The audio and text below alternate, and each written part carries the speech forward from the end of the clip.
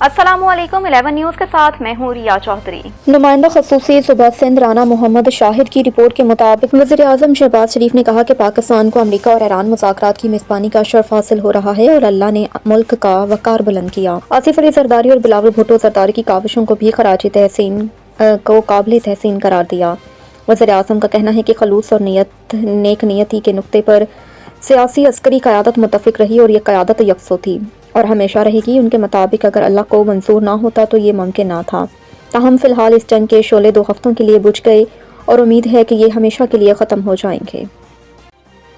सुबह सिंध से रिपोर्टर बिलाल साबिर के मुताबिक नए भर्ती होने वाले नौजवान डकैत निकल रहे हैं। दातू में पुलिस एहलकार खुद डाकू निकला, ए सेक्शन थाने में मुकदमा दर्ज। चंद माह कबल पुलिस एहलकार ज़ेशान सोलंकी ने अपने ही साथी पुलिस एहलकार शाहिद पंवर से मोटरसाइकिल असले के जोर पर छीन ली।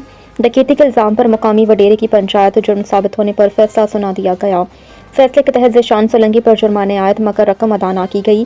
जुर्माना अदा न करने पर मुतासरा एहलकार थाने पहुंचा। ए सेक्शन पुलिस हरकत में आ गई। मुलजिम के खिलाफ कार्रवाई। पुलिस ने अपने ही एहलकार को गिरफ्तार करके लॉकअप में बंद कर दिया। ज़राए के मुताबिक ज़ेशान सोलंकी दीगर जुर्म में भी मुलविस है। रिपोर्ट कर रहे थे बिलाल साबिर।